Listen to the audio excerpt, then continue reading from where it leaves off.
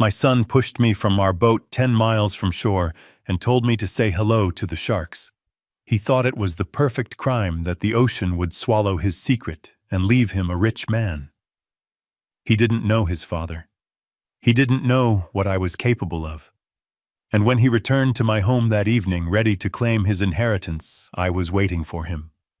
I looked him in the eye and said, "I have a gift for you too." Before I tell you what happened next, please let me know where you're listening to this story from in the comments below. And if you've ever had to prove someone wrong who underestimated you, hit that like button and subscribe for more stories. The Florida sun was a merciless white orb in the sky, baking the August air until it shimmered. The sea was as flat as glass, the surface broken only by the gentle silver ripples of a light breeze.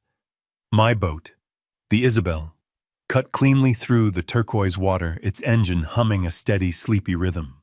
10 miles out from the coast, the land was just a hazy, dark green smudge on the horizon. Out here, there was only the sound of the engine, the distant cry of a gull, and the profound silence of the open ocean. It should have been a perfect day for fishing. I was rigging a new lure, my old but steady fingers working with the practiced efficiency of a lifetime on the water.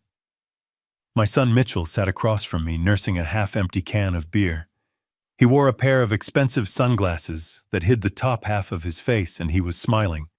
But his smiles never quite reached his eyes. I'd learned to see the difference years ago. "You sure you don't need more sunscreen, Dad?" he asked, his voice slick with a practiced concern that felt hollow. "The sun is brutal today." "I'm fine," I said, not looking up from my task. "My skin is used to it." "Just worried about you," he continued, taking a sip of his beer. "You're 71 now. Gotta be careful." I gave a slight nod, tying the final knot, and casting my line out into the deep. The soft whir of the reel was a comforting, familiar sound. I didn't want to talk about my age. Age is just a number. What matters is what you've done with your years. And I had done a lot. We sat in silence for a moment. I watched my bright orange bobber dance on the surface. Mitchell was restless, his eyes darting around as if he was searching for something he'd lost. Finally, he couldn't take it anymore. "So, Dad," he began, and I knew exactly what was coming. This was the real reason for our trip. "I spoke with those guys from the Vesta group again yesterday." I didn't answer. I just stared at my bobber, wishing a fish would bite and spare me from this conversation. The ocean was not on my side today. "They're really serious about the property, Dad." Mitchell pressed on, his voice now filled with a false enthusiasm. "They made a new offer. The number, it's life-changing. It's enough for all of us to never have to worry about anything ever again. Kendall and the kids would be set for life." I let out a long, slow breath. This again. The talk of money, of the future, of being set for life. The words Mitchell always used to disguise his own bottomless greed. "My answer is the same, Mitchell," I said, my voice quiet but firm. "We're not selling." "But why?" he whined, the sound grating. "It's just an empty lot and an old house. You don't even live there full time. It's just sitting there, wasting its potential." I turned to look at him then for the first time all morning. I took off my old frayed baseball cap and wiped the sweat from my brow. "It's not just an empty lot, Mitchell. It's where your mother and I built everything from nothing. Every single sea grape tree in that yard was planted by her own 2 hands. That porch is where I asked her to marry me. It isn't some asset for you to put a price tag on." I could see the flash of anger behind his sunglasses. "Mom's been gone for 10 years, Dad. She would want us to be happy. She would want her son and her grandchildren to have a comfortable life. Your mother," I countered, my own voice sharpening, "would want us to honor her legacy. She would never trade those memories for a pile of cash from some corporation that wants to bulldoze it all for another soulless resort for the rich." "That cash isn't soulless," Mitchell snapped, shooting to his feet and making the boat rock. "It's opportunity. It's freedom." You don't get it because you were never ambitious. You were always content with your small old life." His words were like tiny sharp knives, small and old. That's how he saw the life I had built, the life Isabel and I had cherished together. The life of a Marine, a husband, a father. He had reduced it all to those two words. "I am content with what I have," I said, turning away to look out at the sea again. "That's something you'll never understand, Mitchell. You always want more. Nothing is ever enough for you." A heavy silence fell between us, more suffocating than the Florida heat. I could feel his stare burning into the back of my neck. I knew I had pushed him to his limit. We had this same argument a dozen times over the last 6 months, each one more bitter than the last. But something felt different today. There was a tension in the air so thick you could almost taste it. I decided to end it. I started reeling in my line. "That's enough. We're heading back." "No," Mitchell said. His voice was cold. I paused, turning back to face him. He had sat down, but his body was rigid. "What did you say?" "I said we're not going back until you agree to be reasonable," he stated. I let out a short, harsh laugh. "You don't get to make demands on my boat, son." "Maybe it's not your boat anymore," he whispered, but the words were perfectly clear. A chill ran down my spine, defying the searing heat. I stood up to face him fully. "What did you just say to me?" Mitchell stood up too. Now without the fake smile, his face was that of a stranger. Greedy, cruel, and desperate. "I said," he repeated, his voice a low snarl, "that you are in the way. You are an obstacle to this family's future." "This family?" I demanded, my voice trembling with rage. "The family that I raised you in, that I educated you in, that I bailed you out of debt for time and time again. You call me an obstacle?" "Yes," he shouted, spit flying from his mouth. "A stubborn, selfish obstacle clinging to the past. You don't care about us. You only care about that house, about a ghost." The argument had reached its peak. All restraint was gone. "My answer is no," I said, my voice like steel. "As long as I am alive, that house will stand. You will never get it." It was a mistake. I had said the fateful words. The look on Mitchell's face changed completely. The hot anger vanished, replaced by a terrifying calm, a cold clarity in his eyes. "So the problem is, as long as you're alive, is it?" Before my 71-year-old brain could fully process the monstrous meaning of that question, before my body could react, he lunged. He wasn't an angry son anymore. He was a force of nature, fueled by desperation and greed. The strength of a 40-year-old man easily overpowered me. I felt a tremendous, violent shove in my chest. My feet left the deck. The world became a blur of blue sky, sparkling sea, and the blank, emotionless face of my own son. My world turned upside down. I hit the water with a heavy splash. The shock of the cold and the surprise of the attack forced all the air from my lungs. I surfaced sputtering and choking, gasping for breath. The salt of the ocean burned my throat. When my vision cleared, I saw Mitchell standing on the boat looking down at me. There was no remorse, no panic, only cold, hard calculation. He didn't even shout. He just said, his voice calm and ghastly, loud enough for me to hear across the few yards of water that separated us.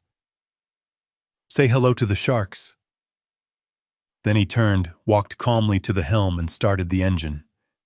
The motor roared to life. The Isabel, the boat named for my beloved wife, turned in a wide arc and began to speed away back toward the shore.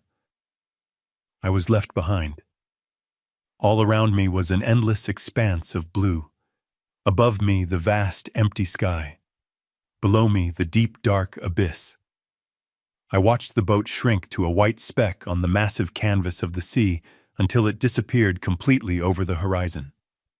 Then there was only me and the silence of the ocean, 10 miles from shore. Alone. The first thing that hit me was the silence. One moment the world was filled with the roar of a boat engine and the furious shouting of my son. The next, there was nothing. only the gentle slap of small waves against my body and the whisper of the wind. The engine sound faded from a roar to a buzz, and then it was gone, swallowed by the immense emptiness of the sea. I was treading water, my clothes suddenly feeling impossibly heavy, pulling me down. The cold was a shock, a physical blow that seemed to seep straight into my bones, a stark contrast to the blistering sun that was still beating down on my head and face. I turned in a slow circle, my heart pounding a frantic, terrified rhythm against my ribs. Nothing. In every direction, the horizon was a perfect, unbroken line, where the brilliant blue of the sky met the deep, dark blue of the ocean.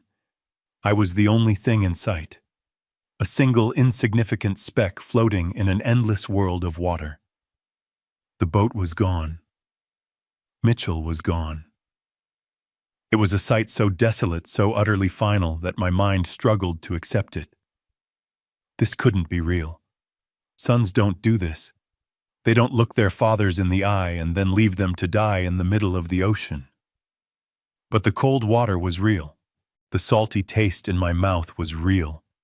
The burning betrayal in my chest was the most real thing of all. It was a pain far sharper than the cold, a wound deeper than the ocean beneath me. I thought of a little boy with sandy hair, maybe 5 years old, holding my hand on the dock and looking up at me with absolute trust in his eyes. "You'll always keep me safe, right, Daddy?" he had asked. I had promised him I would. Where did that boy go?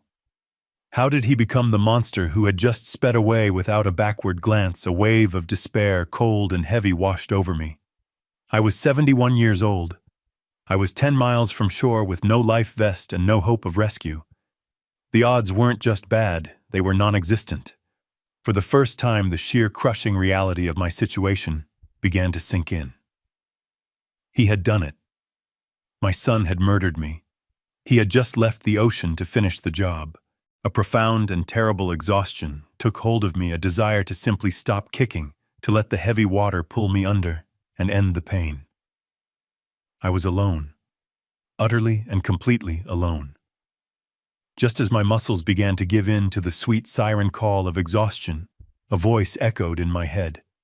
It was a voice I hadn't heard in 50 years, a gravelly roar that could cut through steel. It was Gunnery Sergeant McKinnon, my drill instructor at Camp Pendleton, a man made of leather and fury. I was 19 again, shivering in the cold Pacific, during a night training exercise, my body screaming for me to quit.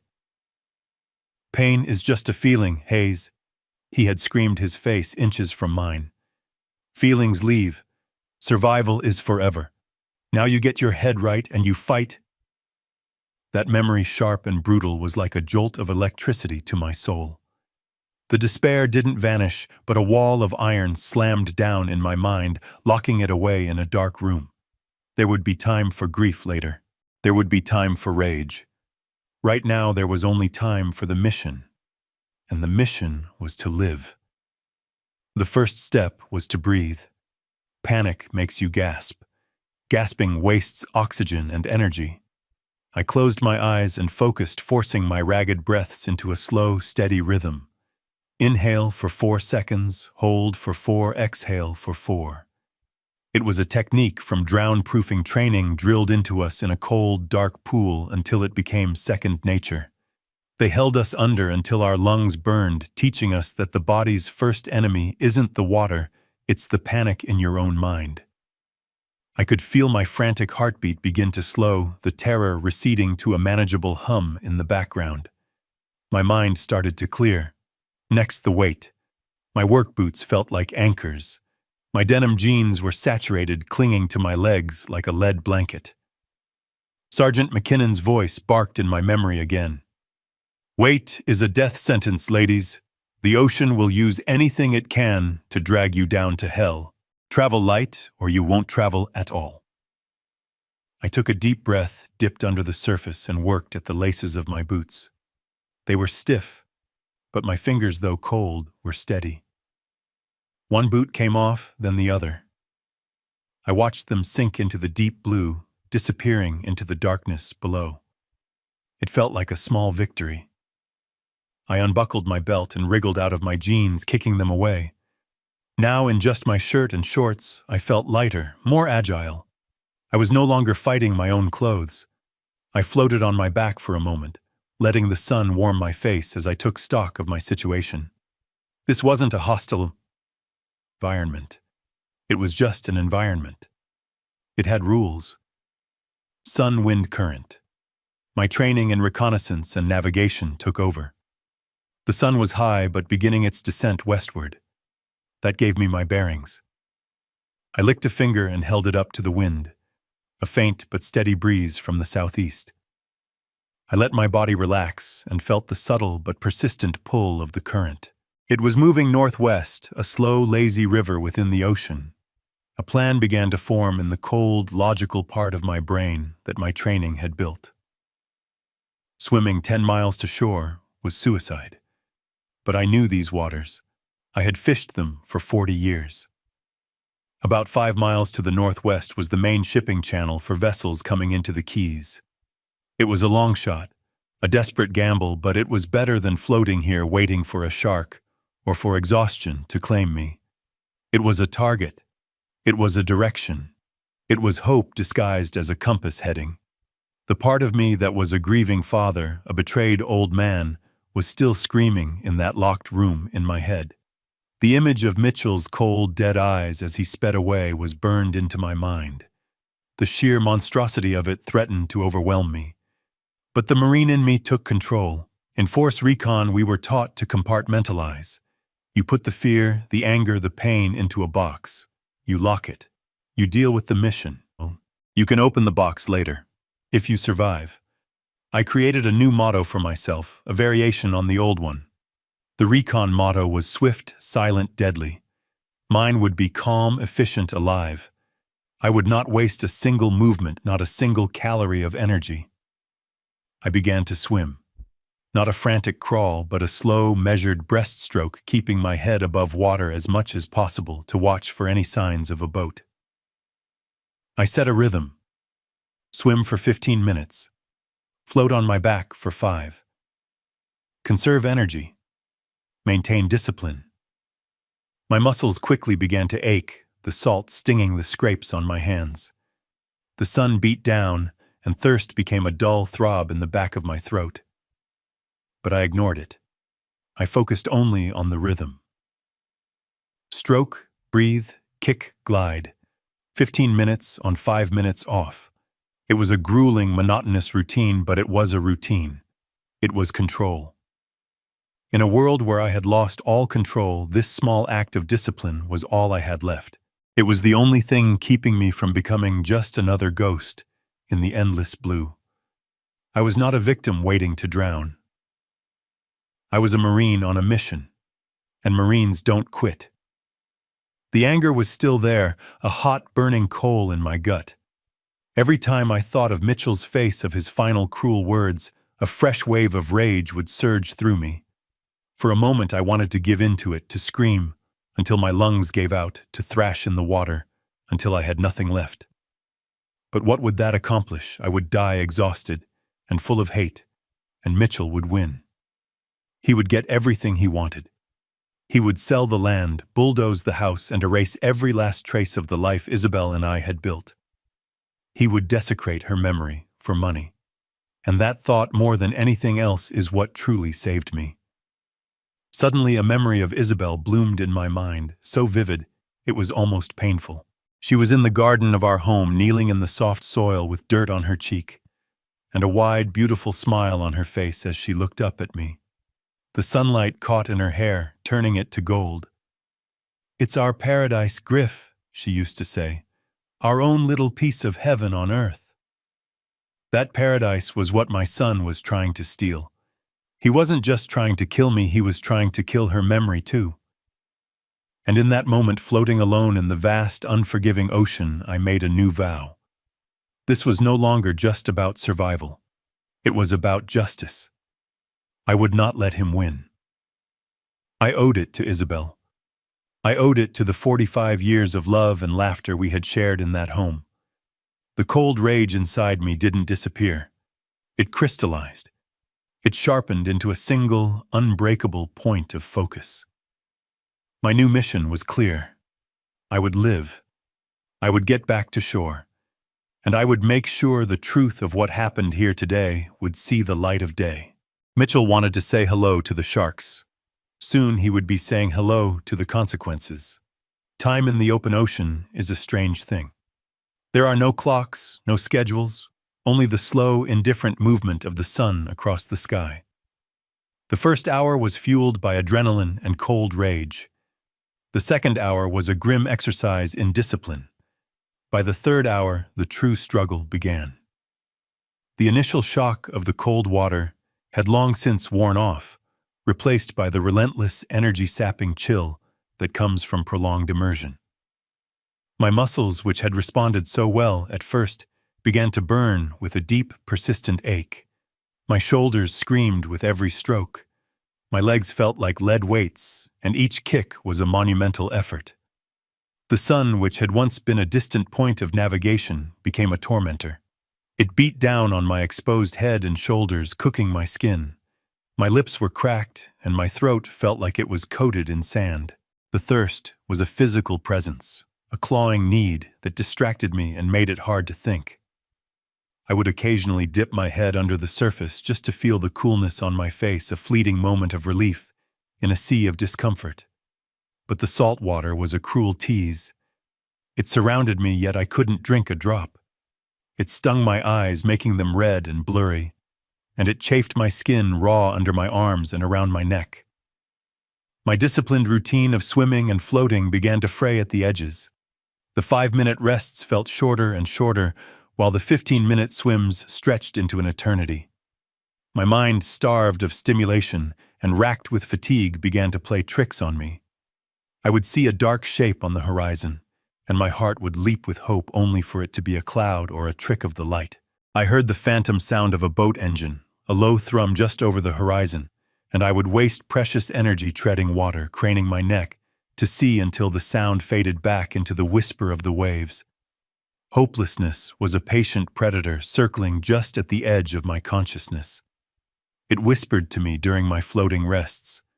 It told me the shipping lane was a fantasy. It told me no one was coming.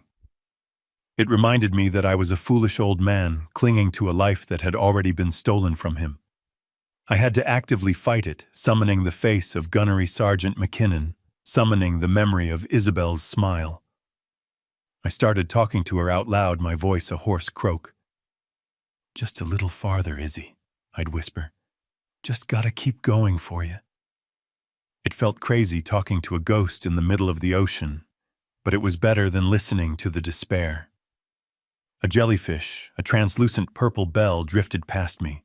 I managed to avoid its main body, but one of its long, trailing tentacles brushed against my forearm. The pain was immediate and electric, a fiery lash that made me cry out. My arm lit up with a burning, throbbing agony, another layer of misery piled onto all the others.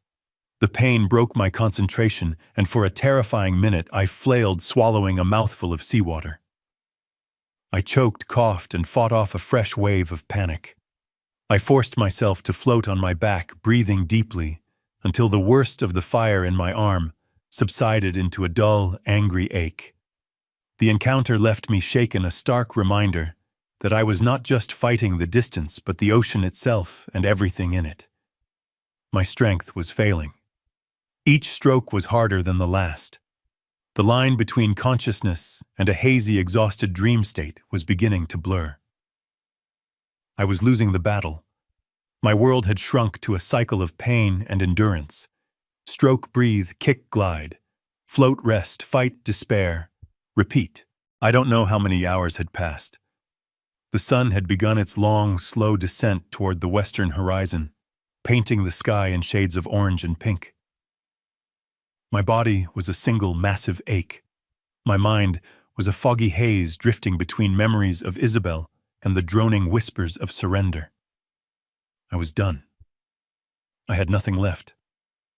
I closed my eyes, ready to let the water take me, ready to join her.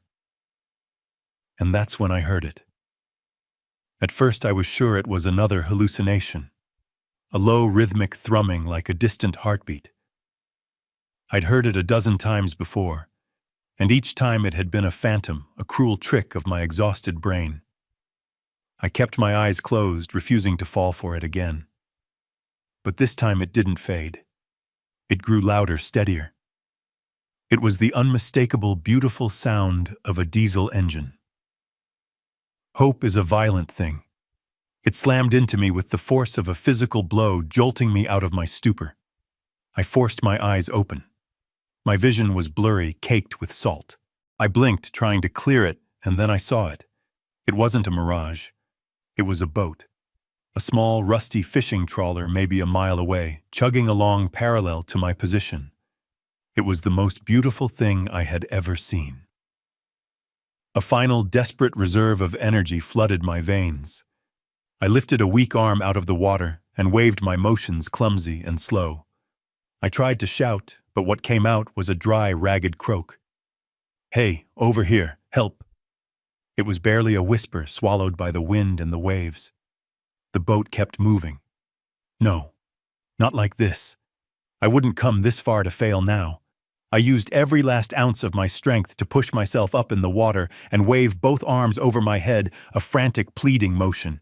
And then the engine sound changed. The boat slowed. It was turning. It was turning towards me. The next few minutes were a blur. The trawler, whose name I could now see, painted on the side, Sea Dog, grew larger and larger until it was looming over me. A man with a weathered face, a thick gray beard and kind, worried eyes looked down from the sid. "Hang on, old-timer," he yelled. A life preserver on a rope splashed down a few feet away. I weakly swam to it, clinging on as he pulled me in. Rough, strong hands grabbed me under the arms and hauled my limp body over the side. I collapsed onto the hard, solid deck, the feeling of something solid beneath me so overwhelming that I almost wept. The fisherman, whose name was Sal, wrapped me in a thick, scratchy blanket and handed me a bottle of water. I drank greedily the cool liquid, a miracle on my parched throat. "What in God's name happened to you?" Sal asked, his voice a low grumble. Even in my exhausted, half-delirious state, my mind was racing. The truth was a weapon, and it needed to be deployed at the right time. Not now. I needed the element of surprise. I coughed, putting on a show of being dazed and confused.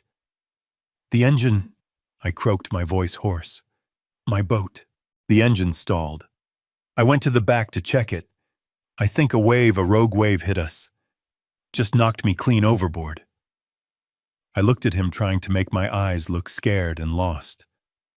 My son, Mitchell. He was at the helm. He might not have even noticed I was gone. He must be out of his mind with worry. "We have to call the Coast Guard." Sal nodded, his expression full of sympathy. The story was plausible. The sea was unpredictable. "We'll call him as soon as we get a signal," he said. "Don't you worry. We'll find your boy." As the boat chugged toward the shore, a new thought, cold and strategic, cut through my pain. I couldn't go back to the main marina. Mitchell would be there putting on his show. There would be authorities' questions. I needed to disappear. "Listen," I said to Sal, leaning forward. "I'm still in shock. The thought of all the chaos at the main dock, all the people, I can't face it. There's an old fishing pier in the next cove over, right? Could you just drop me there? I just need a quiet place to sit, to get my head straight, and make a phone call." Sal looked at me a little puzzled, but then he nodded. He probably thought I was just an old man in shock, not thinking clearly. He didn't know that for the first time in many hours, I was thinking with perfect ice-cold clarity. The rescue wasn't the end of my ordeal. It was the beginning of the war. Sal dropped me at the end of the rickety wooden pier as the last light of day faded from the sky. He gave me a final concerned look. "You sure you're gonna be all right, old-timer?" I nodded, forcing a weak smile. "I'll be fine. Just need a minute. Thank you, Sal. You saved my life." He grunted in acknowledgement and steered the Sea Dog back out into the cove, leaving me alone in the gathering twilight. The moment the boat was out of sight, my manufactured weakness vanished. Every muscle screamed in protest, but I forced myself to walk a steady, determined pace off the pier and onto the quiet coastal road. I was a ghost now. Griffin Hayes, the 71-year-old retiree, was officially lost at sea, presumed drowned. This new person, this survivor, needed to move without a trace. My first stop was a small 24-hour convenience store about a mile down the road. The fluorescent lights inside felt harsh and alien after hours spent under the open sky. I walked straight to the ATM in the corner. My bank card was still in my wallet, miraculously. I withdrew $300, the maximum daily limit. Cash was king for a man who didn't want to be found. Transactions leave a digital trail, a breadcrumb for Mitchell to follow if he ever got suspicious. Next, I bought a change of clothes from a rack of tourist apparel. A cheap t-shirt with a picture of a marlin on it, a pair of cargo shorts and flip-flops. I changed in the store's grimy restroom, stuffing my wet, salty clothes into a plastic bag. Looking in the mirror, I barely recognized the man staring back. His face was burned red from the sun, his eyes were bloodshot and haunted, and his hair was matted with salt. He looked like a homeless drifter, which was perfect. No one would look twice at him. My most important purchase was a prepaid burner phone and a top-up card. I paid in cash, activated it right there in the parking lot, and then immediately turned it off. This phone was my new lifeline, a sterile connection to the world that couldn't be traced back to Griffin Hayes. Finally, I needed a place to lay low. Across the highway, the neon sign of a cheap motel. The Sandpiper Inn flickered weakly. It was the kind of place people go when they don't want to be seen. I paid the night clerk in cash for a room at the back. The room smelled of stale cigarettes and bleach, but it had a bed, a shower, and a lock on the door. It was a fortress.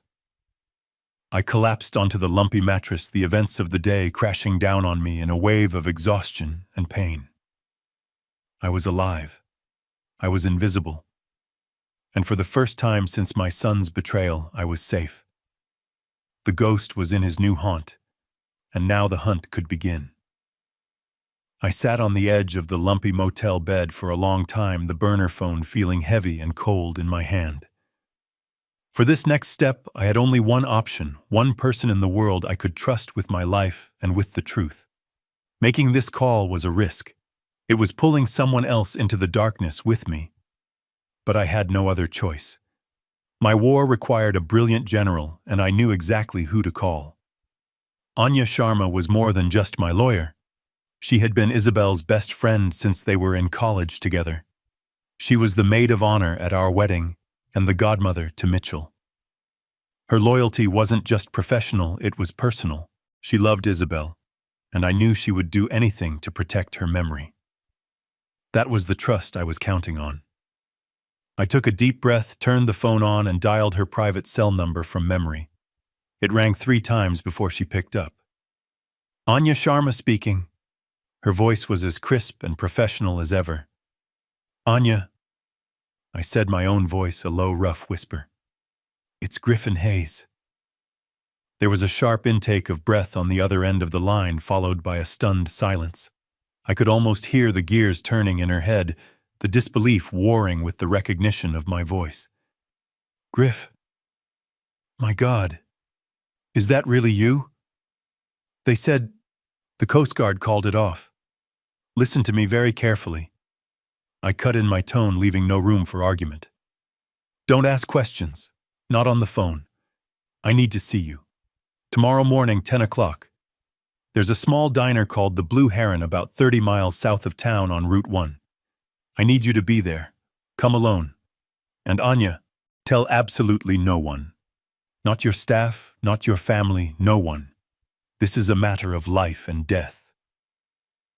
Another silence, this one shorter, filled with a dawning understanding. When she spoke again, the shock in her voice had been replaced by steel. 10 o'clock. The Blue Heron. I'll be there, Griff. I ended the call without another word and turned the phone off. The first move had been made. Now I just had to pray it was the right one.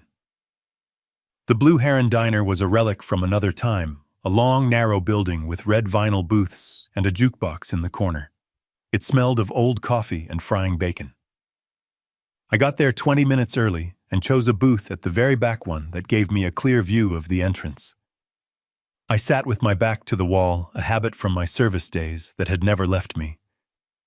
The waitress poured me a cup of black coffee, and I wrapped my hands around the warm ceramic mug, watching the steam rise. I felt like a soldier waiting for a clandestine meeting in enemy territory. In a way, I was. Anya arrived at 10 o'clock sharp. She walked in looking as poised and professional as ever, in a dark pantsuit, but I saw her eyes scan the room with a nervous energy. When her gaze landed on me, she froze for a fraction of a second. The carefully constructed mask of a high-powered attorney slipped, revealing the shocked and deeply worried face of a friend. She quickly composed herself, walked over and slid into the booth across from me. "Griff," she whispered, her voice tight with emotion. "I couldn't believe it. I still can't." I didn't waste time on pleasantries. "Thank you for coming, Anya, and for being discreet." I looked into her eyes, and in a low, steady voice, I told her everything. I told her about the conversation on the boat, the argument over the land, the coldness in Mitchell's eyes.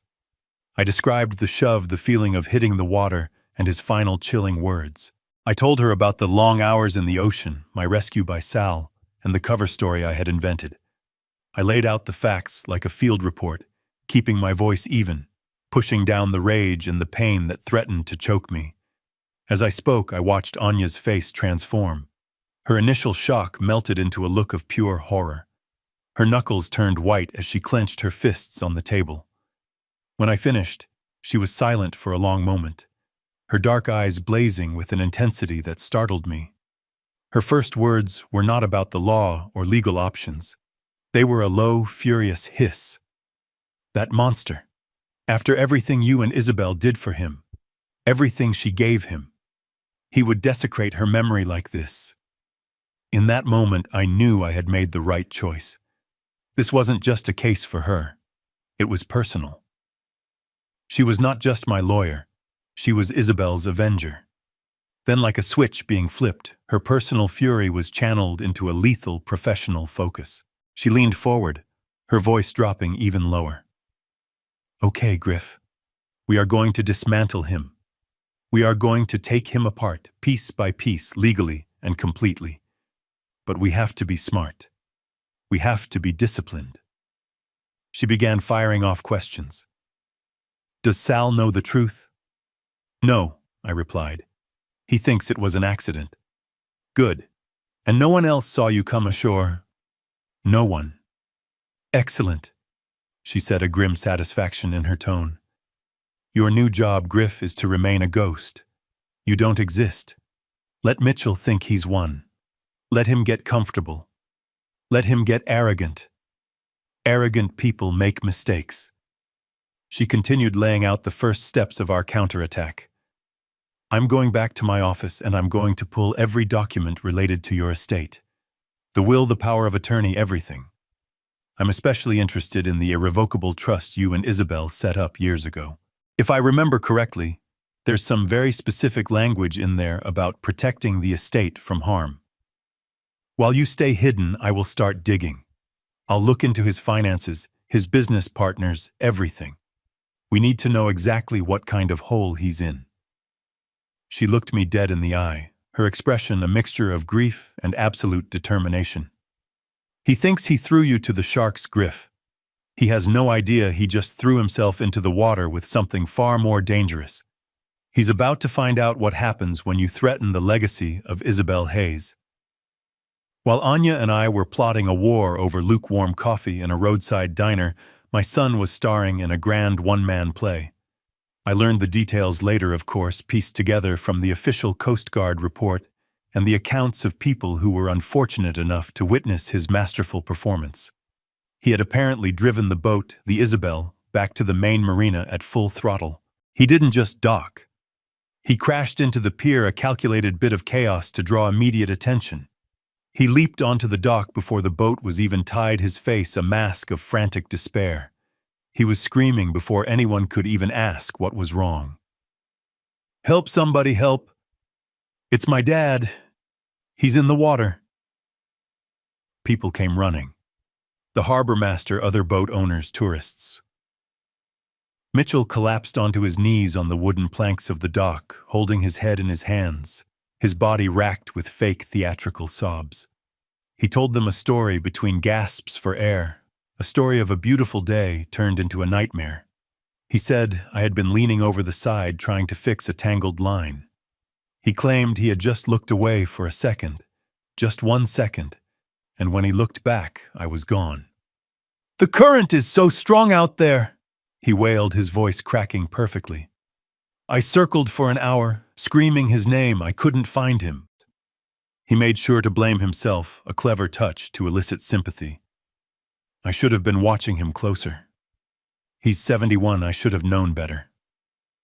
His performance was so convincing that people were patting his back, telling him it wasn't his fault, that the sea can be cruel. In front of this captive audience, he pulled out his phone and made a very public, very loud call to the Coast Guard. His voice was a masterpiece of panicked pleading, giving them our last known coordinates, and begging them to send everyone they could. He established himself on the official record as the distraught son who had done everything he could. His next call was to his wife Kendall. I can only imagine the crocodile tears he shed as he broke the news. He would have told her the plan had worked, but he would have done it in a voice choked with fake grief just in case anyone was listening. For the next few days, as the Coast Guard helicopters flew their search patterns and the cutters crisscrossed the ocean, Mitchell was the very picture of a grieving son. He spent hours at the marina staring out at the horizon with a haunted look. He spoke to a local news reporter, his voice thick with emotion, as he talked about what a wonderful father and pillar of the community I had been. He praised my service in the Marines and begged anyone with a boat to keep an eye out. He was building his alibi not with lies, but with a performance so audacious, so complete, that no one would ever think to question it. He was already burying me, and he was making sure he looked like the perfect, heartbroken son while he did it. 3 days later, the burner phone buzzed against the rickety nightstand. I picked it up on the first ring. It was Anya. I was expecting an update, a bit of information about Mitchell's finances. What I got was the sound of a predator who had just cornered its prey. There was a grim, triumphant excitement in her voice that sent a shiver down my spine. "Griff, I've got it," she said, her voice a low, focused hum. "I have our weapon. And it's better than I ever imagined. It's beautiful." Isabel was a genius. "What is it?" I asked, sitting up straighter. "Do you remember about 20 years ago when you two were doing your estate planning? We set up an irrevocable living trust to hold the title for the Keys property and your main investment accounts." I vaguely remembered. It was a blur of legal documents and confusing terminology. Isabel had been the one who insisted on it. She had a cousin who had lost his family home to a frivolous lawsuit, and she had become obsessed with protecting our legacy. "I remember," I said. "It was to protect the house, to make sure it always stayed in the family." "Exactly," Anya said, and I could almost hear her smiling. "It was to protect it from outside threats, creditors' lawsuits. But Isabel, bless her forward-thinking soul, insisted we add language to protect it from inside threats too. She was worried that after you were both gone, one of the grandchildren might try to force a sale. She wanted to make sure the property was ironclad." Anya took a breath, and I could sense she was getting to the kill shot. "The trust designates you as the sole trustee for your lifetime. You have complete control. Mitchell is listed as the primary beneficiary upon your death. He thinks that by getting rid of you, he automatically gets everything. But he's wrong. He's a beneficiary, Griff, not an owner. And his inheritance comes with terms and conditions. Very, very specific ones." I held my breath, waiting. "In the trust documents," Anya continued, her voice dropping to a conspiratorial whisper, "Isabel had me draft one of the most aggressive in terrorem clauses I have ever seen. Do you know what that is? A terror clause, I asked. That's what the Latin means. Most people call it a no contest clause. Essentially, it's a legal booby trap. It's a provision in a will or a trust that states if a beneficiary challenges the terms, they are automatically disinherited. It's designed to discourage greedy relatives from suing the estate. But Isabel had us take it a step further. She was always fiercely protective. I could picture my wife sitting in Anya's office, her jaw set with determination, insisting on every word. Our clause, Anya said, the satisfaction in her voice as clear as a bell, states that any listed beneficiary who takes any action that directly or indirectly causes physical, financial, or emotional harm to the trustee, or who attempts to subvert the trustee's wishes and seize control of the trust's assets, is to be immediately, automatically, and permanently cut off. They forfeit all rights, all claims, all inheritance. It's as if they ceased to exist in the legal document. The weight of her words settled over me. It was a voice from the grave, a shield forged 20 years ago by my wife's love and foresight reaching out to protect me now. So what you're saying is... I began, my mind slowly connecting the dots. What I'm saying, Griff, Anya cut in, her voice now sharp as a razor, is that when Mitchell pushed you off that boat, he didn't just try to murder his father. In the cold, precise language of the law, he committed an act of direct physical harm against the trustee in an attempt to seize control of the trust's primary asset. He didn't just break the law of the land, he broke the law of the trust. He walked right into the legal trap Isabel set for him. By trying to steal his inheritance, he legally voided it. He disinherited himself right there 10 miles out at sea. He just doesn't know it yet. While Mitchell was playing the role of the bereaved son for the world, Anya became a ghost, just like me. She moved through the digital world with the quiet efficiency of a shark, and my cheap burner phone became the drop point for her findings. Each night, a new text would arrive, another piece of the ugly puzzle that was my son's life. I would sit in that dim, stale motel room and watch the truth unfold. The first texts were about his credit. Anya sent screenshots of his credit report, which was a sea of red flags. He had 6 different high-interest credit cards, all of them maxed out.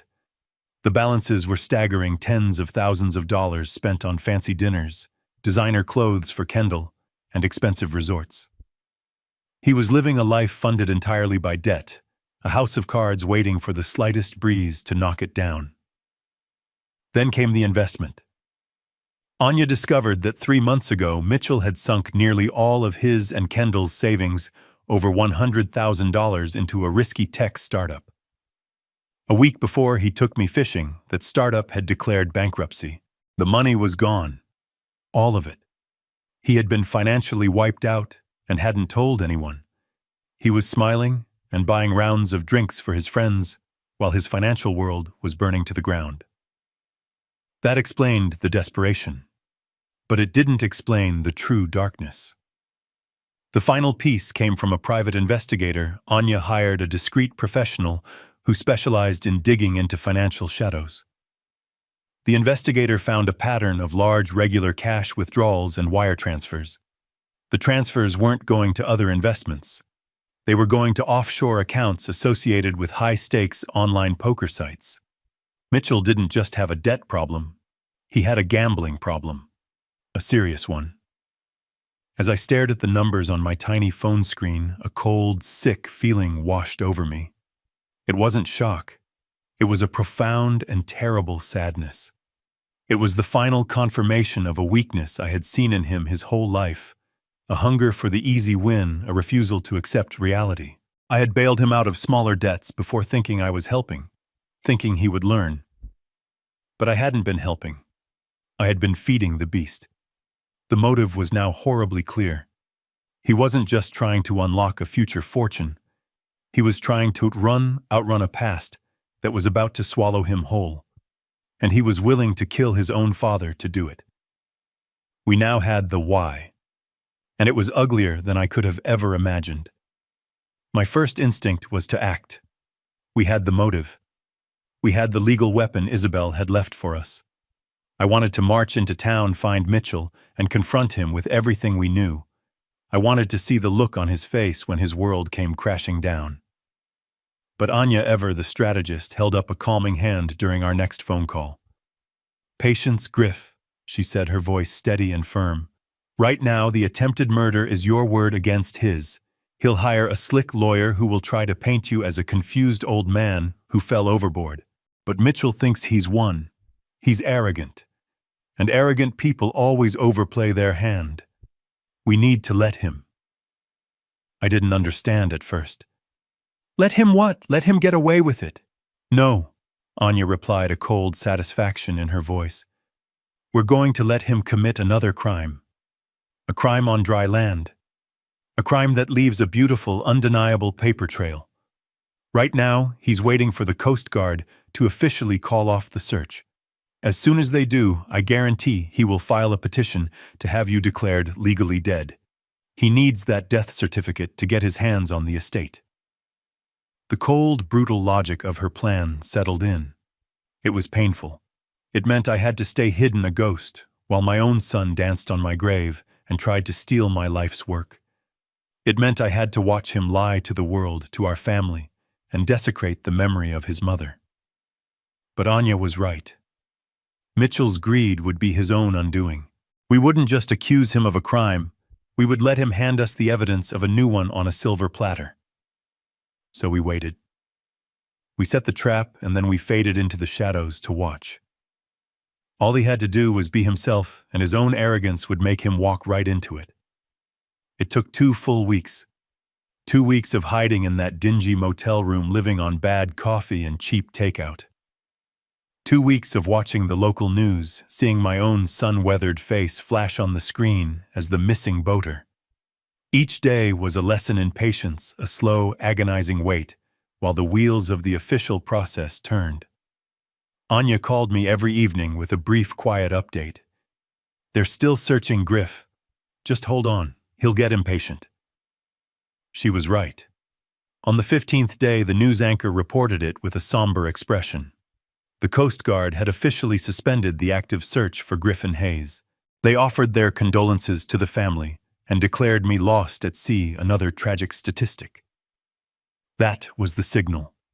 That was the green light Mitchell had been waiting for. From Anya's perspective inside the county legal system, she could see things I couldn't. She described it to me as watching a predator, fat and confident, finally emerge from the shadows to claim its prize. The very next morning, a mere 12 hours after the search was called off, Mitchell and Kendall walked into the county clerk's office. Anya had an old friend working there who watched the whole thing. She said they looked the part perfectly. Dressed in black, their faces etched with practiced sadness. Kendall even carried a tissue to dab at her dry eyes. Mitchell presented the official Coast Guard report and a sworn affidavit. He solemnly told the clerk about my age, my supposed health conditions, a slight heart murmur he'd exaggerated into a major risk factor, and the tragic, unavoidable nature of the accident. He painted a picture of a loving son who had lost his hero and was now reluctantly forced to handle the necessary legal affairs. He formally petitioned the court for a presumptive death certificate. Anya explained the legal weight of this document.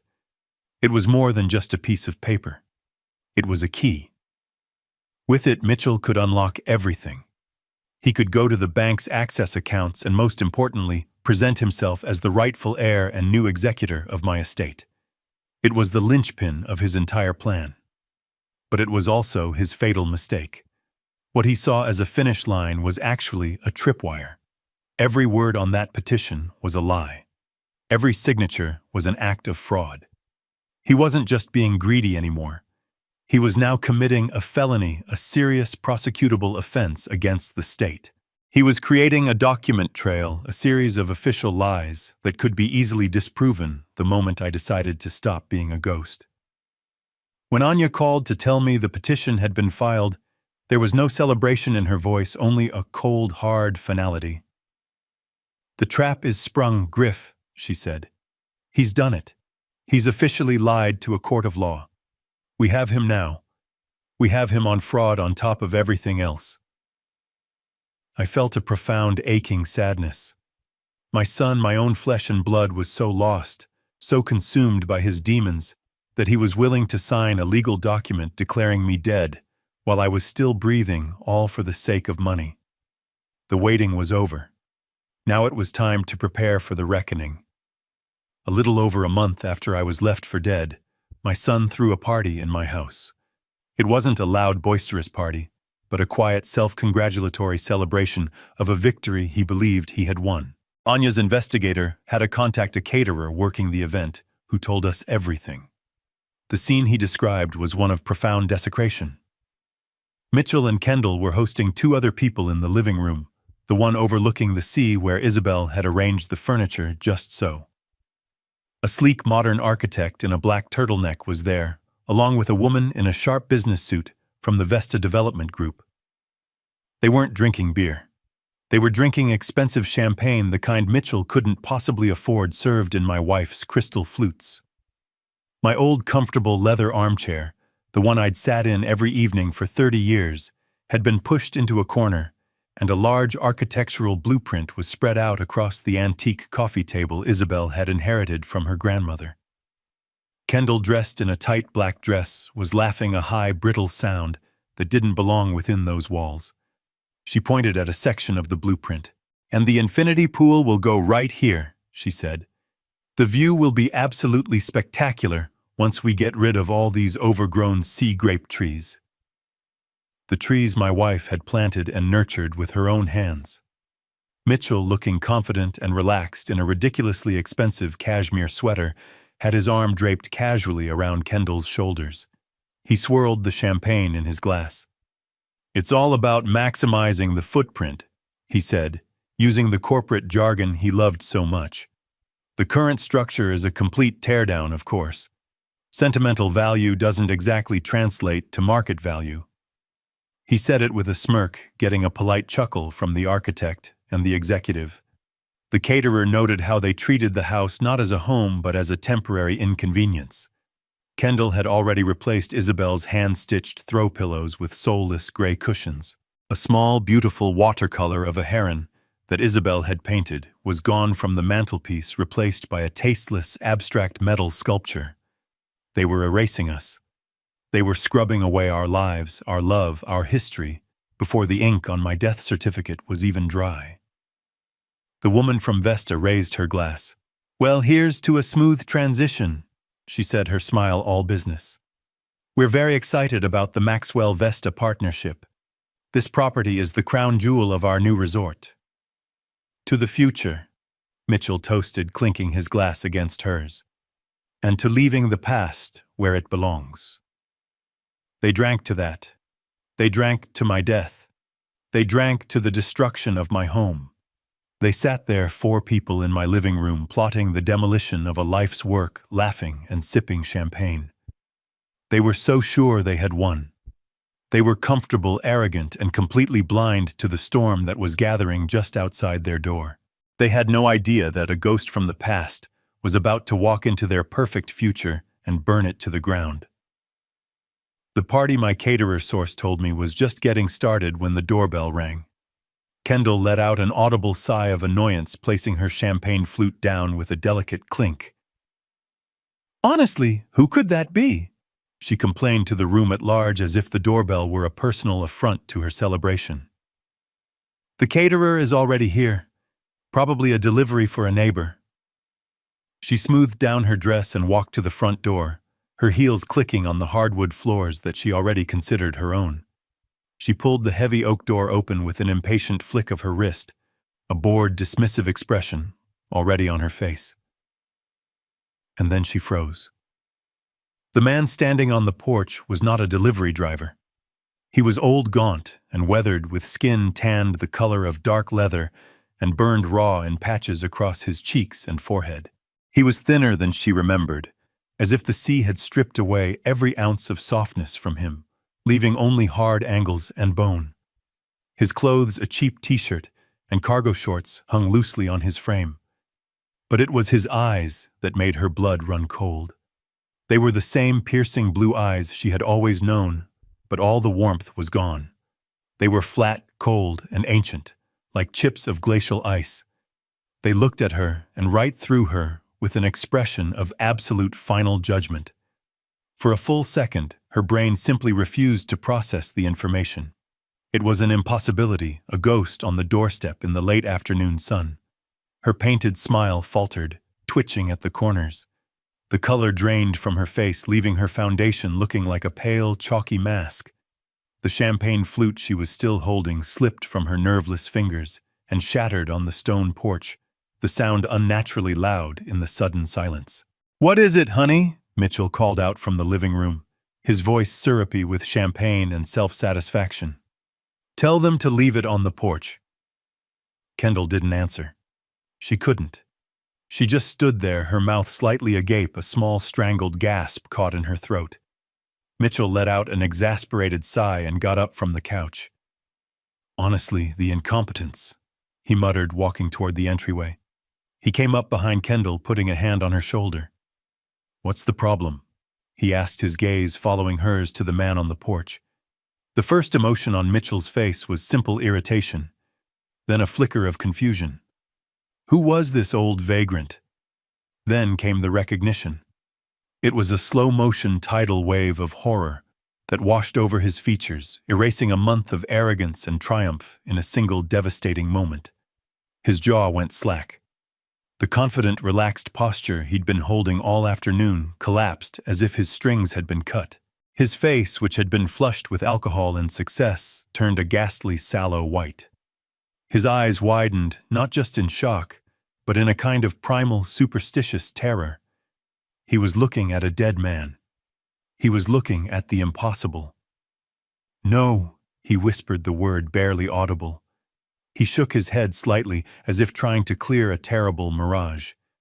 It can't be." I said nothing. I just held his gaze, letting the silence stretch, letting him drown in the reality of my presence. I wanted him to feel the full weight of his failed crime crashing down on him. I wanted him to understand that his perfect future had just evaporated. Cha. He stammered, his voice the reedy, terrified squeak of a child caught in a monstrous lie. You're alive. Oh my God. It's a miracle, it's a miracle." He started to put on the act, the muscle memory of his deception kicking in, but it was a pathetic, transparent performance. His eyes weren't filled with relief. They were filled with the sheer terror of a cornered animal. I took a slow step forward, crossing the threshold into my home. Kendall flinched back as if I were a leper. The architect and the executive in the living room were now on their feet, their champagne flutes frozen halfway to their lips, staring at the unfolding drama with confused fascination. I walked right past my son and his wife, my gaze sweeping over the blueprints on the coffee table, the new soulless pillows on the couch, the empty space on the mantelpiece where my wife's painting used to hang. I looked at the champagne bottle chilling in a silver bucket, the half-eaten hors d'oeuvres. A funeral feast. Finally, I turned back to face my son, who was still standing by the door, trembling, his mind utterly broken. I looked him dead in the eye, and my voice, when it came out, was not the voice of the father he knew. It was the voice of the man who had survived the ocean. A voice scraped raw by salt and stripped of all warmth. "There was no miracle, Mitchell," I said, my words dropping into the silent room like stones into a deep, dark well. "There is only the truth. You left a gift for me out there in the ocean. Now, I have a gift for you too." The words hung in the air, heavy and cold, sucking all the oxygen from the room. My gift for him.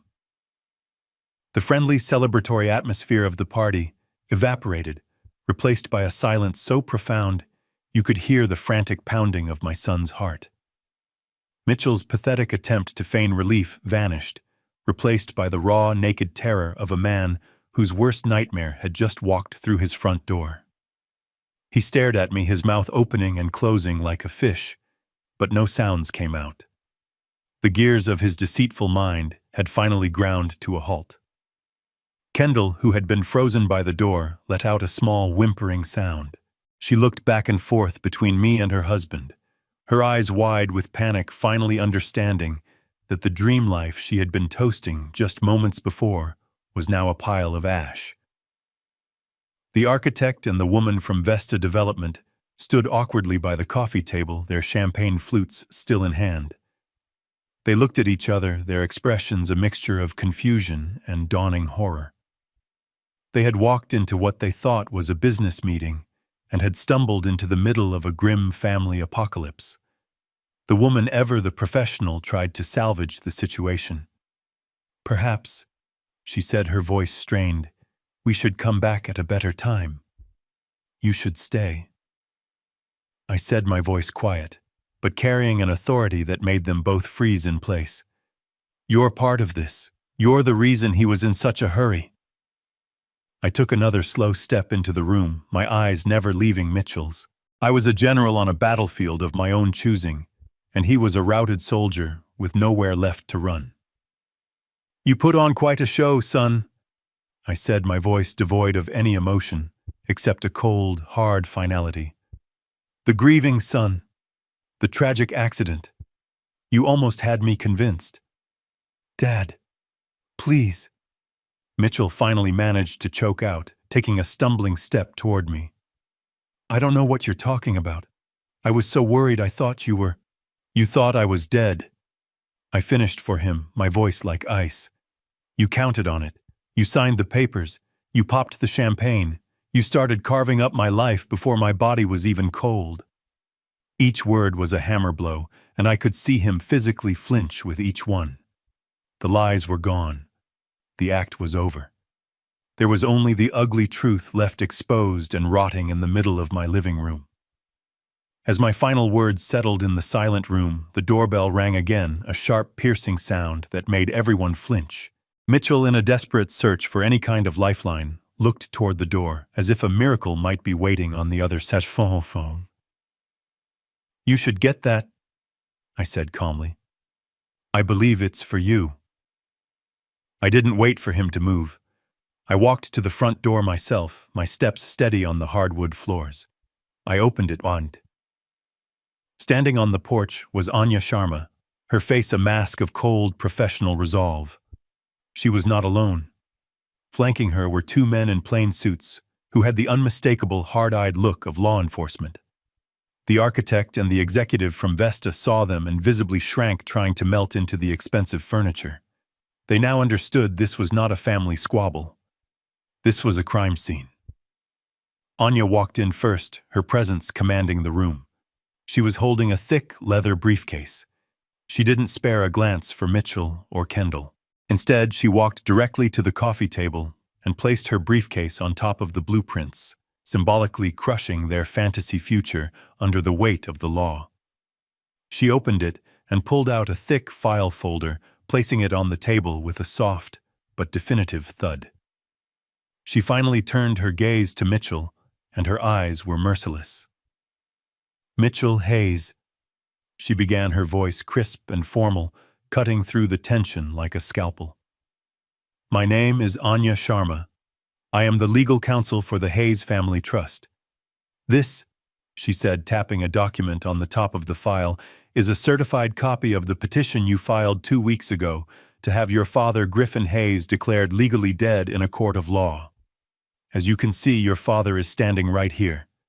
This document, signed by you under penalty of perjury, constitutes felony fraud."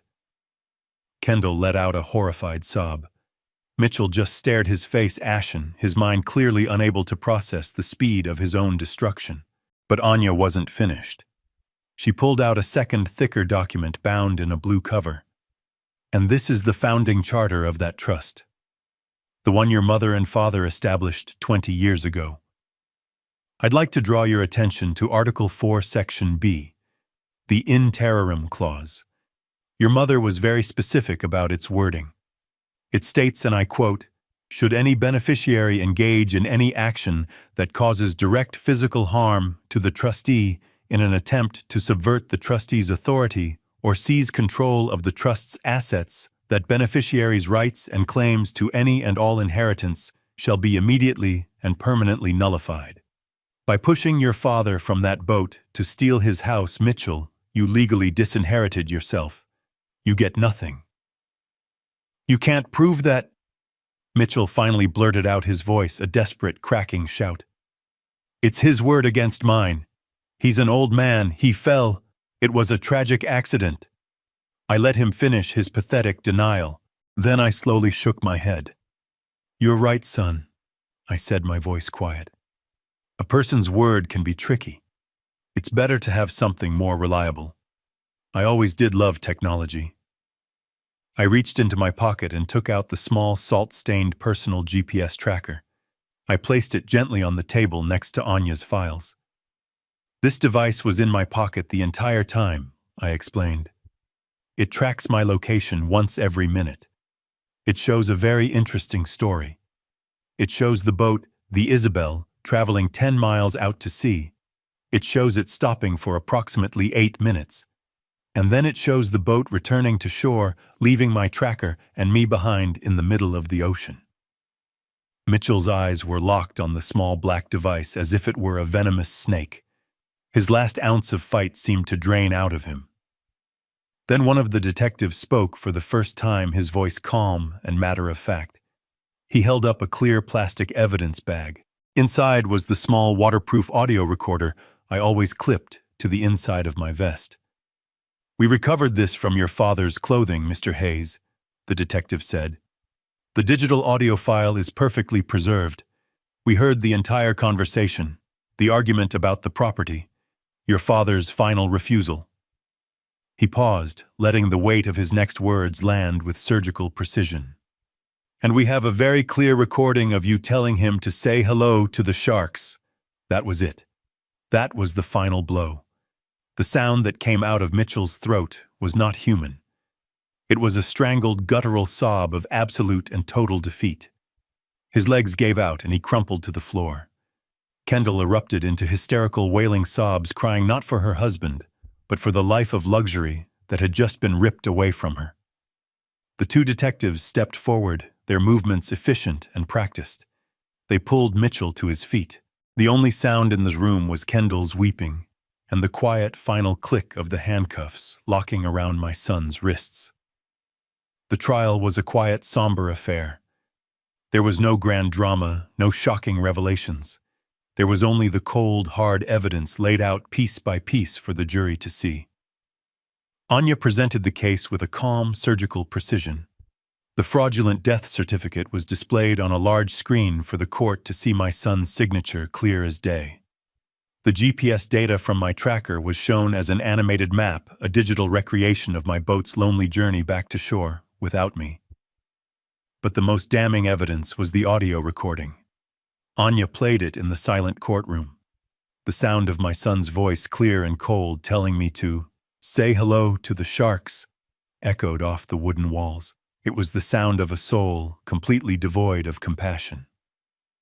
Mitchell's defense was pathetic. His lawyer tried to argue that it was a misunderstanding, a joke gone horribly wrong. But there is no way to misunderstand the sound of a boat engine speeding away. There is no way to misinterpret the weeks of lies that followed. The jury was out for less than an hour. Mitchell was found guilty on all counts: attempted murder, felony fraud. He was sentenced to 25 years in a state penitentiary. Kendall, found guilty of conspiracy to commit fraud, received a lighter sentence of 3 years. I did not attend the sentencing. There was no victory in watching my son's life end. There was only a profound, bottomless tragedy. He had built his own prison long before the judge handed down the sentence. In the months that followed, Anya and I worked to rebuild. The first step was to formally restructure the Hayes Family Trust. With the stroke of a pen, Mitchell's and Kendall's names were permanently removed as beneficiaries. They were legally erased from the legacy they had tried to steal through murder. The question then was what to do with the future of the estate. The idea of leaving it to anyone else felt wrong, tainted by what had happened. The wealth that had so corrupted my son needed to be repurposed, to be turned into something that honored the woman whose love was its true source. So we created the Isabel Hayes Foundation. It became the new and sole beneficiary of the trust. Its mission was twofold. A portion of the funds would go to support the families of Marine veterans, a nod to the discipline and brotherhood that had saved my life. The other portion would be dedicated to marine conservation programs in the Florida Keys, a way of giving back to the ocean that had tested me but had ultimately spared me. The house, the land, the money. It was no longer an inheritance to be fought over. It was now a tool for good, a living monument to my wife's generous spirit. Her legacy would now be one of charity and preservation, a final beautiful triumph over the greed that had tried to extinguish it. I am back in the house by the sea now. My house. I am sitting on the porch in the same old chair watching the sun dip below the horizon, painting the sky in strokes of orange and gold. The sea is calm today, its surface like polished steel. It is not an enemy. It is not a graveyard. It is just the sea. I feel no anger. I feel no thirst for revenge. That fire burned out long ago, replaced by something quieter, something deeper. It is the feeling of peace. The peace that comes from doing the right thing no matter how hard. The peace that comes from protecting those you love. I did not save the house for myself. I saved it for her. For Isabel. Her memory lives in the whisper of the sea breeze through the grape trees she planted in the warmth of the setting sun on the porch where we dreamed our future. I have done my duty. I have honored my wife, and in the gentle rhythmic sound of the waves washing ashore, I can almost hear her laughing. This story taught me a hard lesson. Greed is a cancer of the soul. It can twist a person you love into an unrecognizable monster, making them believe that a shortcut to wealth is worth more than a lifetime of love and respect. But it also taught me that true strength isn't just in our bodies, but in our convictions. The legacy we build with love and honor is the only thing that truly endures. It is a fortress that no amount of money can buy, and no act of betrayal can ever truly demolish. That is the real inheritance. What would you have done in my shoes? Share your thoughts in the comments below. I'm curious to know how you would have sought your justice. And if you believe that honor and legacy are more important than money, please like this video and subscribe for more stories like this one.